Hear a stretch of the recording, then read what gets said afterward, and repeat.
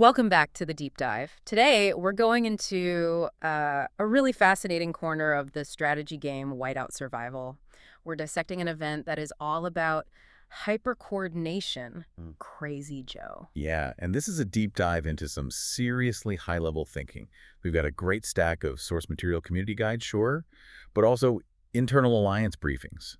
We're going to look at how the top players treat this event. Because it's not just a game. They treat it like a full-blown military operation. Exactly. Our mission today is to analyze all that and basically give you the ultimate strategy for it, both your personal score and, more importantly, the whole alliance's score. And we should say right up front, the key to winning this defense event is, and this sounds crazy, to completely abandon your own defense. It's a total paradox. It is. It's designed to reward trust over, just raw power. It's a stress test.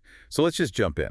Crazy Joe 101. Okay, let's start with the basics. What exactly is Crazy Joe? So it's an alliance defense event, runs for about 40 minutes. You've got 20 waves of bandits coming at you, and they get stronger each time. And they attack everyone's individual cities, their furnaces, but also the main Alliance HQ, right? That's right. Most of the waves, 18 of them, hit individual cities. But then two of the big ones, waves 10 and 20, go straight for the HQ. And the rules are, they're pretty brutal. I mean, compared to normal gameplay. Oh, they are. Your shields, your usual safety net, they don't work. You're completely exposed. And there's an elimination rule, which sounds harsh. It is. If your city gets hit and you've failed to defeat at least 50% of the attackers twice, you're out. Your city stops being a target. You can still help others, but your own chance to score points is gone. Wow.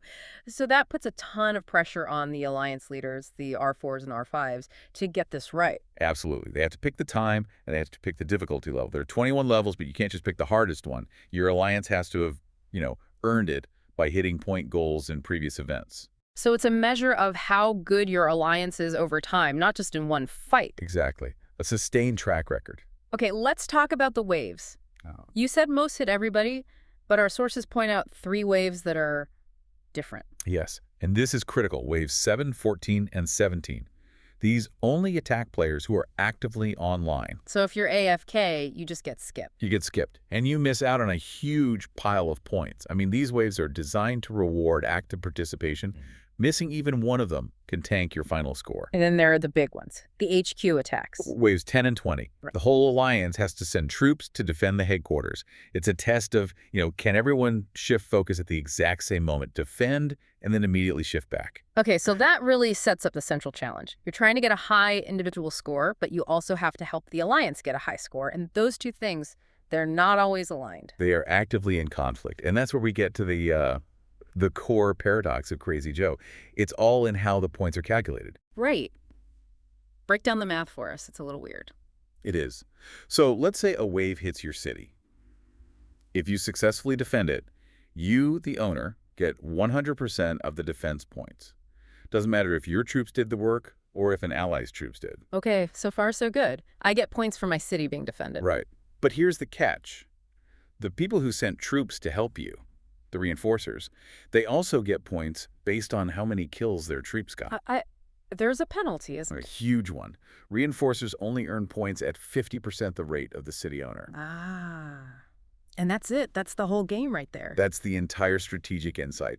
Any kill that your own troops make in your own city is, from an alliance-wide perspective, a low-efficiency kill. Because your troops are stealing those kills from your allies who would have generated points even if it's at a lower rate. Exactly. You get your max points as the owner either way.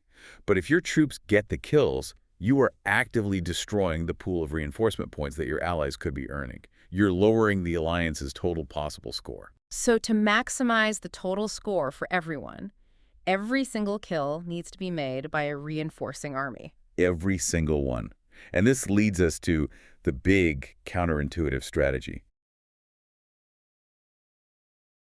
It's called zero defense. The name says it all. You leave 0 troops at home. 0. You have to send every single available march out to reinforce your allies. You're essentially swapping troops. I'll defend you, you defend me. And you do this with as many people as possible, right? You Yeah. use all your marches. All of them. You trade with, maybe up to 6 other people. You send one march to each, they send one to you. The game even has an equalize button to help distribute your troops efficiently. It's a logistical dance. So if everyone's doing this troop swap, what's the best kind of troop to send? What generates the most points for the reinforcer? The sources are really clear on this. It's all about infantry and lancers, your front line, Why them specifically? because of how the battles work. Right. Infantry engage first, they take the first hits, and they deal the first damage. They just rack up the most kills before anyone else gets a chance. And marksmen, the ranged units. You basically keep them home. I mean, for most levels, especially 1 through 11, they're just too slow. The fight is over before they can contribute enough to get a meaningful share of the kills. So a good reinforcement march is what, like mostly infantry? The ideal mix we saw was 90% infantry, 10% lancers. That's your kill-generating machine. Okay, let's circle back to those online-only waves, 7, 14, and 17. The pressure to be there for that 40-minute window must be immense. You cannot miss them. Seriously. We saw guides showing that Wave 17 alone can be worth tens of thousands of points. If you miss those 3 waves, you could lose more than half of your potential score for the entire event. And then there's the micromanagement test, the HQ defense at waves 10 and 20. The timing there sounds intense. It's the ultimate test of your speed. As soon as Wave 9 is over, everyone has to recall one of their marches. You send it to the HQ. Then the second Wave 10 is done, you recall it again and send it right back out to a teammate before Wave 11 hits. That's a lot of tapping. You're talking about seconds making a difference. Seconds for points. And you have to be smart. The briefings say don't send your march to a city that's already full of reinforcements. You won't get any kills. You have to find the gaps. And there's one final mistake, the one thing that can undo this whole zero defense philosophy. It has to do with the hospital. Yes. Wow. This is the cardinal sin of Crazy Joe. Do not heal your troops during the event. Why not? Because when you heal them, where do they go? Straight back to your city. And then what do? They start defending, they start stealing kills from your allies, and your alliance score starts dropping. You wait until Wave 20 is completely over. No exceptions. Okay, we've covered the tactics, the scoring, the mechanics, but let's zoom out. The alliance documents we saw weren't just about gameplay tips. They framed this whole thing as something much bigger. They called it chaos engineering. Right, and this is where it gets really interesting. This is the shift from just playing a game to real strategic thinking. Military exercises are usually about practicing what you know, but chaos engineering is different. So define that for us. What is chaos engineering in this context? It comes from, like, software engineering. The idea is you purposefully try to break your own system in a controlled way. Yeah. You introduce failures to find the weak spots before an enemy does it for you. So they're not just playing the event. They're using a surprise Crazy Joe launch as a, what did they call it? A readiness validation strike. Exactly. They're stress testing their own organization. What are they testing specifically? 3 big things. First, real-time reaction. When the alert goes out, who acts instantly and who freezes? It's about muscle memory. Second, they stress test their command and control, their C2. How does Crazy Joe test command? It measures lag. How long does it take from the leader hitting start to the first reinforcements actually arriving in allied cities? That delay is a data point. They're measuring their own communication efficiency. That's brilliant. They're treating their own slowness as a bug they need to fix. Precisely. And the third thing is cultural readiness.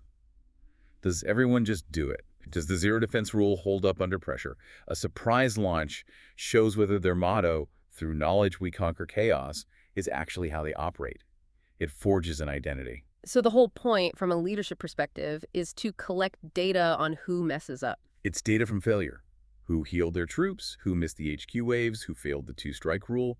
All that data lets them refine their training, improve their communication, and build a stronger, more resilient team. So this whole deep dive really shows that to win Crazy Joe, it's not about having the biggest army. It's about the discipline to do the troop exchange, being online for those critical waves, and focusing your marches on infantry. That's the tactical side.